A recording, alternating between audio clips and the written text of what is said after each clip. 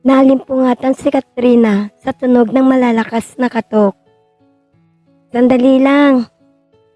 Sigaw niya habang tumatayo mula sa kanyang pagkakahiga.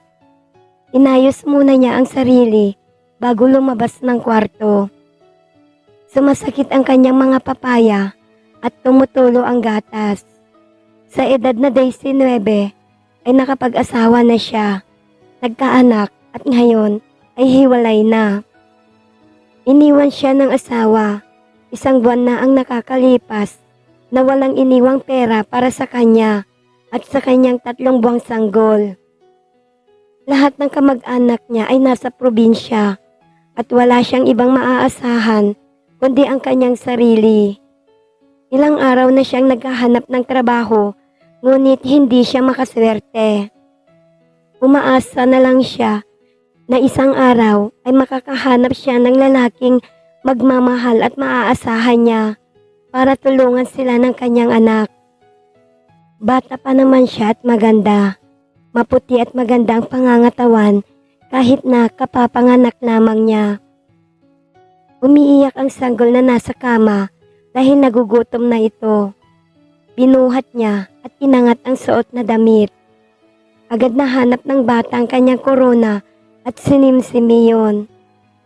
Habang dumidede ang bata, ay muling bumalik ang mga katok. "Andyan na! Sandali lang!" Muli niyang sigaw habang naglalakad upang buksan ng pintuan. Pagbukas niya ng pinto, ay nakita niya si Mang Ramir. Si Mang Ramir ang may-ari ng maliit na apartment na kanyang tinitirahan. Muntik nang malaglag ang sigarilyong nasa bibig ni Mang Ramir sa nakita. Nasa harap niya ang isang magandang babae na nakataas ang damit. Pinapadede ang kargang bata. Nakalitaw ang mga puno nito at kita niya kung paanong simsimin ng bata ang isang korona, habang ang isa naman ay bahagyang nakalabas sa nakataas na t-shirt. Mapuputing puno at mapupulang korona. May pumapatak ang gatas mula sa korona nito. "Magandang umaga, Katrina. Napakaswerteng bata." Tura niya habang nakatingin sa batang patuloy sa pagsimsim sa puno ng ina. Nabigla si Katrina sa tinura ng matanda. Sinigurado niyang nakatakip ng buo ang isang puno at ibinaba ng husto ang damit. Sapat lang para makadede pa rin ang bata. Hindi siya makapaniwala sa pagiging bulgar ni Mang Ramir, na sa tingin niya ay halos kasing edad na ng tatay niya. "Ano ho bang sadya ninyo?" Medyo pagalit na tanong ni Katrina. "Yung renta ninyo, iha." Sagot ni Mang Ramir habang sinisipat naman ang binti at hita ni Katrina sa suot nitong maikling salawal. "Wala pa kayong bayad nung nakaraang buwan at oras na ulit ng bayaran." "Naku, pasensya na kayo, Mang Ramir, pero hindi ako makakabayad ngayon. Iniwan ako ng babaero kong mister nang wala man lang iniwang pera." "Ganun ba? May trabaho ka ba?" "Naghahanap ho ako, pero ang hirap makahanap at minsan lang ho ako makalabas dahil umaasa ako sa kaibigan ko para alagaan ang anak ko." "Alam mo, iha, 2 buwan na ang magiging kulang mo sa renta at kailangan ko rin namang kumita. Mapipilitan akong paalisin ka kung hindi ka makakabayad." Natulala si Katrina sa sinabi ni Mang Ramir. "Naku, Mang Ramir, huwag naman po. Wala akong ibang mapupuntahan at wala akong pera para makauwi sa probinsya." Muling sinipat ni Mang Ramir ang katawan ni Katrina mula ulo hanggang paa. "Pag-uusapan natin ito," sabi niya sa natutulala pang si Katrina. "Pasok po kayo." Hindi niya alam kung ano ang nasa isipan ng matanda. Kung may pera lamang siya, ay agad siyang aalis sa tinitirhan. Pagkatalikod ni Katrina, ay sinundan siya ni Mang Ramir papasok sa apartment. Nakatingin siya sa pangupo ni Katrina na kumekembot-kembot sa tambok habang naglalakad para ilapag ang nakatulog na bata sa crib. Inilak naman ni Mang Ramir ang pintuan pagpasok niya at naupo sa maliit na sopa. Kumakabog ng maigi ang dibdib ni Katrina at hindi niya alam kung ano ang gagawin. Alam niyang may masamang binabalak ang matanda pero wala siyang magawa para maiwasan ito. Nilakasan niya ang loob at hinarap ang matanda. Mang Ramir, baka naman po pwedeng pagbigyan niyo ulit ako. Magsisilbi ako sa bahay ninyo para makabawi hanggang sa makahanap ako ng trabaho.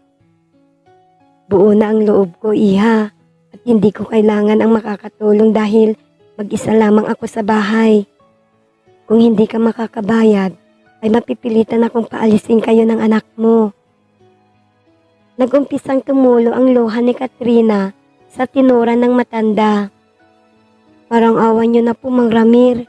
Gagawin ko ho lahat, huwag niyo lang kaming paalisin. Lahat? Tanong ng matanda habang sinisipat ang katawan ni Katrina. Tumango lamang si Katrina sabay tungo. Sa pagkakatungo ay napansin niya ang nakabukol sa pantalon ng matanda. Hubarin mo ang damit mo. Muling tumulo ang luha ni Katrina. Wala na siyang magagawa kundi sundin ang matanda. Hinubad niya ang suot na damit at hinayaang bumagsak sa kanyang paanan. Nanatili lamang siya sa kinatatayuan at pumikit. Hindi na siya nag-abalang takpan pa ang kanyang mga puno. Nanlaki naman ang mga mata ng matanda. Nakatambad na sa kanya ngayon ang puno ni Katrina. Malalaki iyon at puno ng gatas. Pero tulis na tulis pa rin ang hubog nito.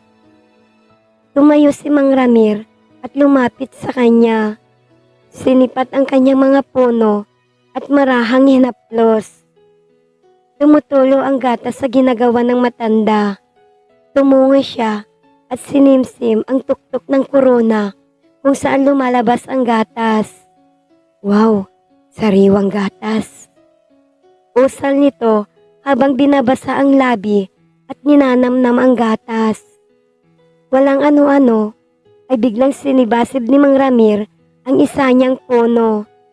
Nilalaro-laro ng dilang korona habang sinisimsim ang kanyang puno. Halos kalahati ng puno niya ay nasa bibig na ng matanda. Nararamdaman niya ang paglabas ng gatas na hindi naman inaksaya ng matanda. Patuloy sa pagsimsim ang matanda at paglalaro sa kanyang korona gamit ang dila. May kakaiba siyang nararamdaman. Labag man sa kanyang kalooban ay nag-umpisa na siyang makaramdam ng rapsa at nag-uumpisa na siyang mabasa.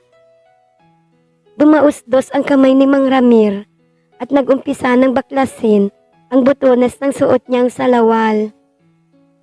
Wag! Pinigil ni Katrina ang kamay ng matanda. Relax ka lang, iha. Kung gusto mong may matirhan pa kayo ng anak mo. Muli siyang natigilan sa sinabi ng matanda at nagpaubayan na lamang. Pumikit na lamang siya habang kagat-kagat ang pang-ibabang labi.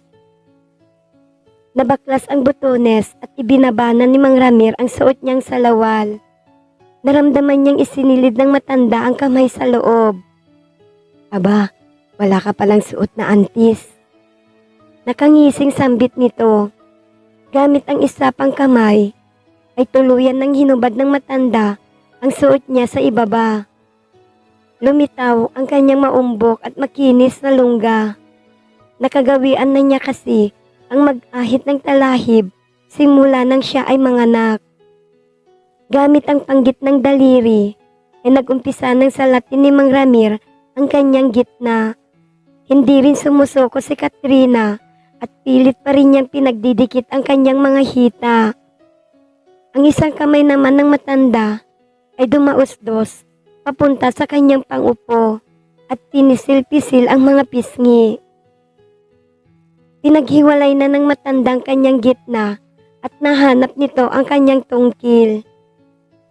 Hinawakan iyon ng matanda at nag-umpisang pisil-pisilin at lapirutin.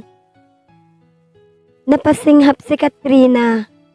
Hindi niya gusto ang nangyayari, pero iba ang isinisigaw ng kanyang katawan. Hindi pa siya nakakaranas na matsurba muli, simula nang siya ay mabuntis. Kaya pala hindi siya kinukulit ng asawa, ay dahil may kinakatagpo na itong iba. Akala niya ay hinahayaan lang siyang makabawi, pero iniwan na lamang silang bigla at naglahong parang bula. Nanginig si Katrina nang nag-umpisang isilid ni Mang Ramir ang daliri sa kanyang lungga.